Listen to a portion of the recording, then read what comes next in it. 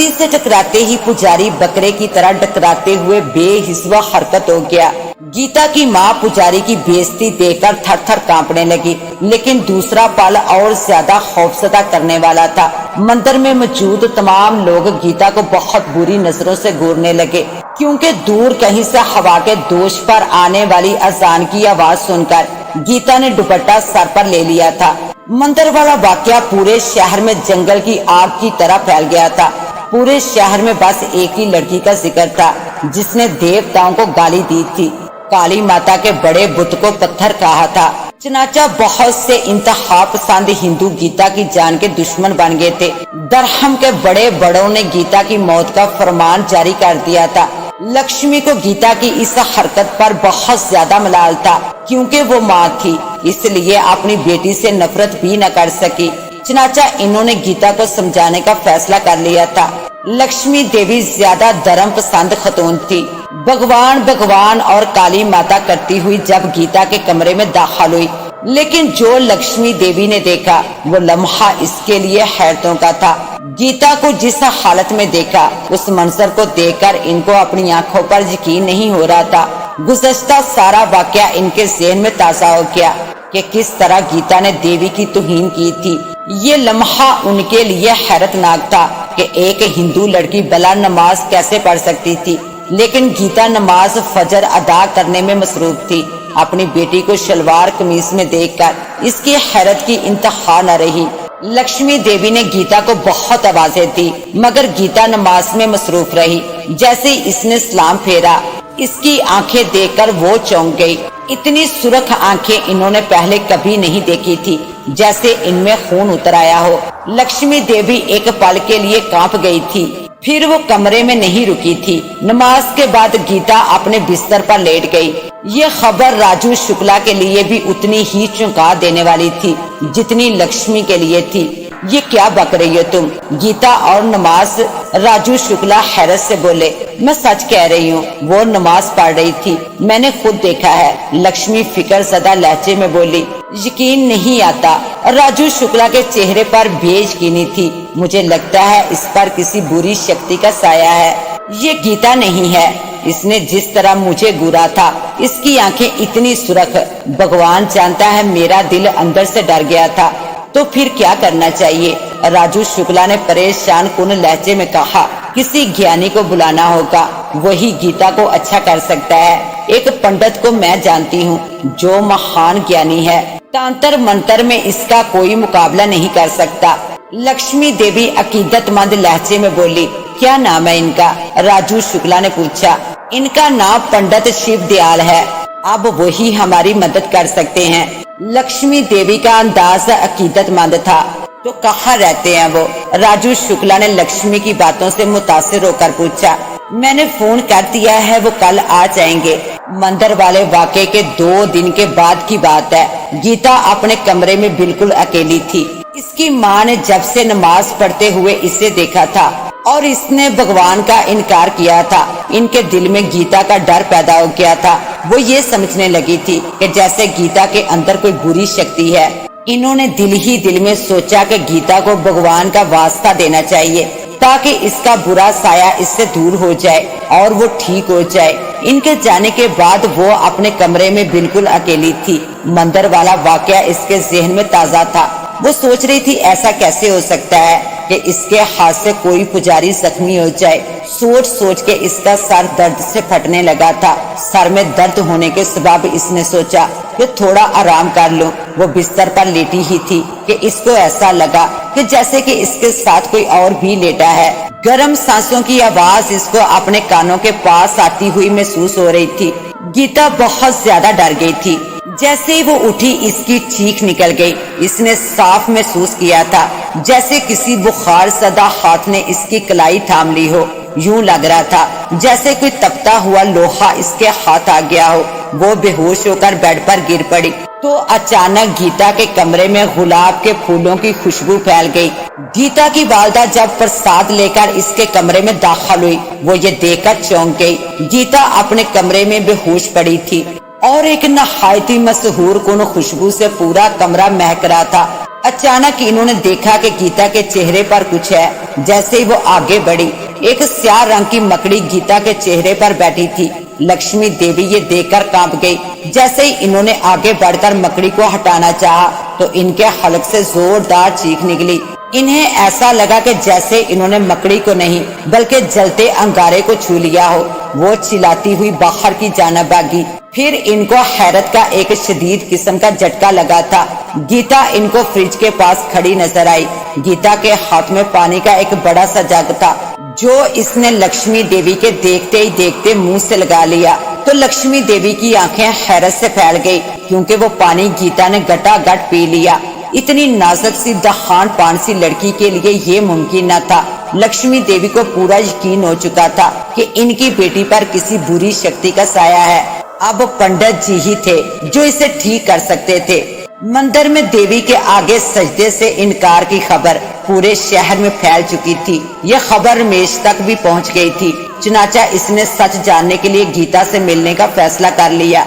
रमेश ने अपनी मोटरसाइकिल बंगले से बहुत दूर खड़ी की ताकि वो गीता से चोरी छुपे मिल सके। रात के 12 बज चुके थे क्योंकि गुज़श्ता बहुत दिनों से सर्दी की शिद्दत में इजाफा हो चुका था। इसलिए सर्दी से बचने के लिए रमेश ने एक मोटी जैकेट पहन रखी थी।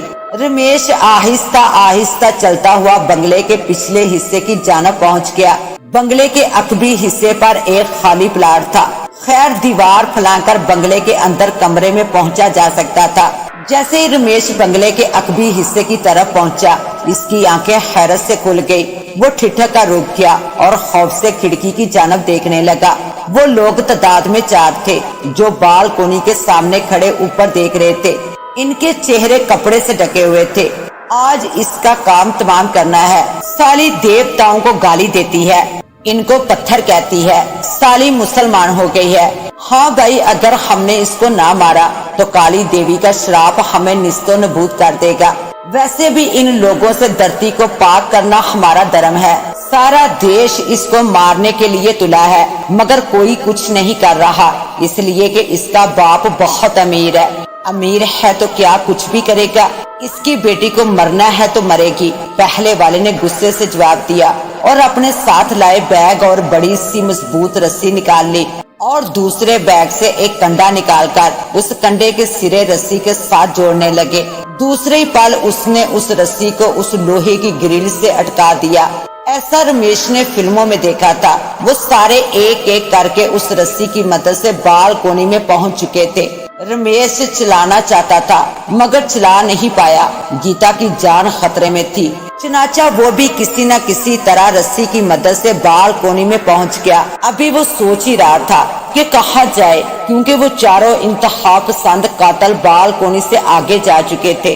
अचानक उसको चलाने की आवाज सुनाई दी। आवाज मर्दाना थी जो कि बालकोनी के साथ वाले कमरे से आ रही थी। आवाज में बेहद डर मौजूद था, जैसे कमरे के अंदर कोई शख्स नहीं बल्कि कोई बला हो। फिर इसको एक से ज्यादा लोगों के चिल्लाने की आवाज सुनाई दी। जैसे वो उस कमरे में पहुंचा जहां से आवाज आई, कमरे का मंजर देखकर इसकी आंखें फटी की फटी रह गई। रमेश खौफ से कांपने लगा था। इसको ऐसा लग रहा था जैसे कि वो कोई फिल्मी मंजर देख रहा हो। वो चारों फिजा में मुअल्लक थे और इनकी आंखें खौफ और वहशत से फटी हुई थी और वो चारों दायरे की सूरत में गर्दिश कर रहे थे और उस दायरे के वसत में गीता खड़ी चारों को घूर रही थी। गीता की आंखें सुर्ख थी और इनमें गुस्सा मौजूद था। अचानक गीता के मुंह से निकलती आवाज सुनकर रमेश चौंक पड़ा क्योंकि इसके मुंह से मर्दाना आवाज निकली थी। वो कह रही थी, तुम गीता को मारने आए हो लेकिन इसका मुहाफिज मैं हूँ। उस आवाज में गुस्सा और सख्ती मौजूद थी। हमें माफ कर दो, चारों कपकपाती हुई आवाज में बोले। इनकी आवाज में खौफ था। हरगिज नहीं, गलती की सजा सिर्फ मौत है। गीता ने सख्त लहजे में जवाब दिया था। नहीं नहीं, हमें मत मारो। चारों एक वक्त चिल्लाए ताकि तुम किसी और बेगुनाह और मजलूम को मार दो। गीता का लहजा सख्त था। अचानक अगला मंजर देखकर रमेश की चीख निकल गई। उन चारों पर ना जाने कहां से उड़ते हुए पतंगों ने हमला किया। तो उससे पहले कमरे में पतंगे न थे। लेकिन चंद लम्हों में हजारों पतंगों से कमरा बच चुका था। सुर्ख रंग के इन पतंगों ने तेजी से इन पर हमला किया और उसके बाद दूसरा लम्हा इससे ज्यादा हैरानकुन था। वो पतंगों ने बड़ी स्पीड से इन चारों के जिस्म से गोश्त को ऐसे चट किया था कि जैसे कोई मशीनी आरा लकड़ी को चीर देता है। जब वो पतंगे गायब हुए तो वहाँ सिर्फ और सिर्फ राख जैसी कोई शय मौजूद थी जो कि कमरे की फिजा में फैली हुई थी। एक अजीब सी बू कमरे में मौजूद थी। ये मंजर देखकर रमेश की आवाज हल्क में अटक गई। अचानक गीता ने रमेश की जानब देखा तो रमेश को इसकी आंखों में खून उतरा हुआ नजर आया। ये मंजर देखकर रमेश की चीख निकल गई। इसने भागने में ही आफियत समझी थी और बदहवासी में वो बालकोनी से नीचे गिर पड़ा था। फिर उसको कुछ होश न रहा। आंख खुली तो रमेश हॉस्पिटल में था। इसकी टांग टूट चुकी थी। इसको बेहोश हालत में सिक्योरिटी गार्ड ने पहुंचाया था जो हर 2 घंटे के बाद बंगले के अकबी हिस्से का चक्कर लगाता था। पुलिस ने रमेश पर बंगले में चोरी की नीयत से घुसने का शक किया था। सच क्या था ये गीता और रमेश ही जानते थे। पुलिस सिर्फ रमेश के ठीक होने का इंतजार कर रही थी ताकि सच्चाई मालूम की जा सके, लेकिन रमेश बेहोश था और इसकी बेहोशी तवील हो चुकी थी। राजू शुक्ला को ये बात पता लगी तो वो रमेश को देखने ऑफिस के बाद निकल खड़े हुए। रात के 7 बज चुके थे। अंधेरा हो चला था क्योंकि सर्दियों में अंधेरा जल्द हो जाता है। जैसे ही राजू शुक्ला की कार बड़े चौक से निकलकर मेन रोड तक आई, उसी पल ड्राइवर चौंक पड़ा और ब्रेक लगाकर रोक दी और खौफजदा नजरों से सड़क पर देखने लगा। क्या हुआ शंकर, गाड़ी रोक क्यों दी? राजू शुक्ला चौंक कर बोले। इनका सर सीट से टिका हुआ था। साहब सामने देखिए, शंकर कांपते हुए बोला था। जैसे ही उन्होंने बाहर देखा तो वो कांप गए। अब डरने की बारी राजू शुक्ला की थी। वो 4 नकाबपोश थे। वो बीच सड़क पर जदीद असले से लेस थे और चारों इस तरह खड़े थे कि कार के गुजरने की जगह भी ना थी। ये उस पापन का बाप है जिसकी वजह से हमारे 4 बेहतरीन आदमी गायब हो गए हैं। मार दो साले को, इनमें से एक आदमी बोला। उसकी आवाज से गुस्सा साफ महसूस हो रहा था। राजू शुक्ला ने ये मंजर देखा तो फौरन ही गाड़ी से भाग खड़े हुए। इनकी फुर्ती काबिले दीद थी जिसने उन चारों को भी हैरान कर दिया था। राजू शुक्ला को देखकर इन्होंने गोलियां चलाना शुरू कर दी थी, लेकिन इनकी किस्मत अच्छी थी कि वो एक गली में घुस गए। उस गली का नाम गफूर बस्ती था। गफूर बस्ती मुसलमानों की बस्ती थी जहाँ मुसलमान काफी बड़ी तादाद में रहते थे। ये बस्ती मुसलमानों के अमन की मिसाली बस्ती थी। इस बस्ती के अंदर कोई भी शर पसंद दाखिल होने से पहले 10 बार सोचता था, क्योंकि ये बस्ती जिस आदमी के नाम पर थी वो मुसलमानों का एक बड़ा लीडर था जिसकी दहशत गैर मुसलमानों पर भी मौजूद थी। गुफार भाई मुसलमानों के साथ साथ दूसरे तमाम मजहब के लोगों का भी ख्याल रखते थे। राजू शुक्ला जैसे इस गली में दाखिल हुए, इन्होंने देखा कि गली के दोनों अतराफ मकानात मौजूद थे। तमाम मकानात की तर्ज तमीर एक ही तरह की थी।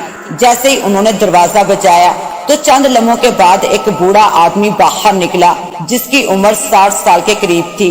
उस बूढ़े ने कांपते हुए राजू शुक्ला को सवालिया नजरों से देखा तो राजू शुक्ला हाँफते हुए बोले, हमारी मदद करो, तुमको तुम्हारे अल्लाह का वास्ता।